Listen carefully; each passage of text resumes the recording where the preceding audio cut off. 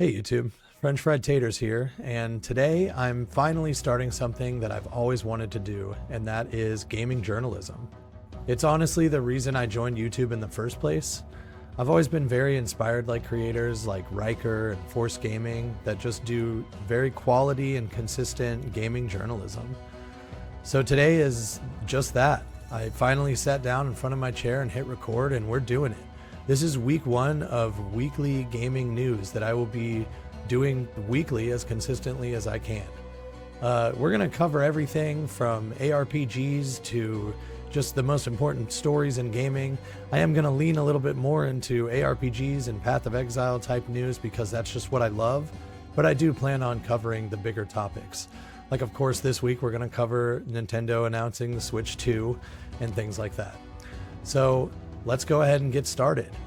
Now, right before we do get started, I did want to mention that I will always be putting timestamps down below so you can just jump around to the stories that you're most excited to hear. So do check them out. Let's get started with our first story. All right, let's kick things off with the big one. Nintendo just announced the Switch 2. That's right. It's got a bigger screen, smaller bezels, a sturdier kickstand, and updated Joy-Cons that are bigger and easier to use. They even teased a new Mario Kart, though we'll have to wait for the full game lineup to confirm that one. The best part, it's backwards compatible with most Switch games, so your library should be safe. They're planning a big Nintendo Direct on April 2nd to share more details, so mark your calendars there. And if you're lucky enough to be in London on April 11th, you can get a hands-on with the Switch 2. Now, reactions, as expected, have been a bit all over the place. Some fans are pumped. Others think it's more of an incremental update than a next-gen console. Some people are calling it the Switch 1.5 and not a true Switch 2. Meanwhile, Nintendo's stock took a hit after the announcement, but analysts like Daniel Ahmad think it's still going to sell like crazy because, let's face it, the Switch has a massive fan base. What do you think? Do you think that the Switch 2 is going to be the biggest hit just like the Switch 1 was? Let me know in the comments. Now let's talk Path of Exile 2.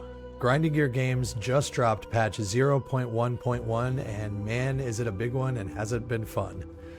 They toned down monster explosions, made those crazy hard pinnacle bosses a little easier, improved the loot quality overall.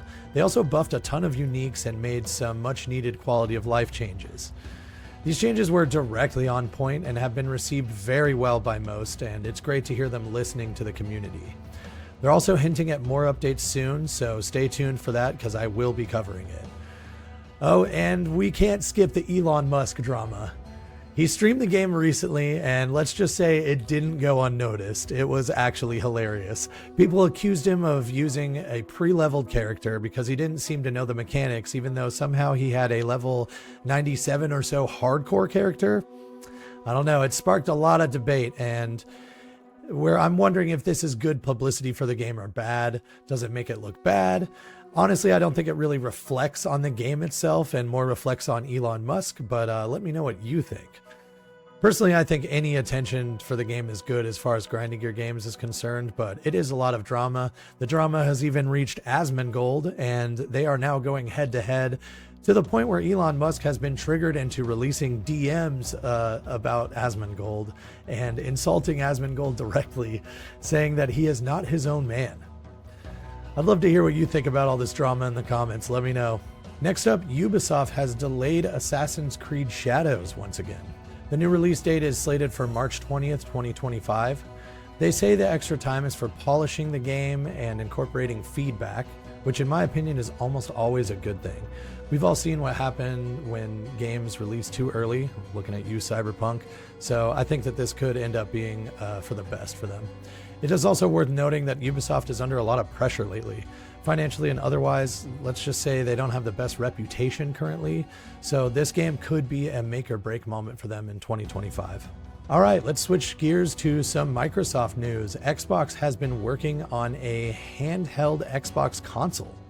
It's supposed to integrate with Xbox and Windows gaming through a new OS.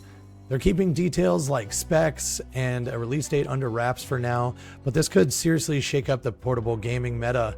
With Stream Deck already making waves and we've got the Switch 2 coming soon, I'm curious to see how this one stacks up. Would you pick one up? Let me know down below. Okay, this next one's a little weird.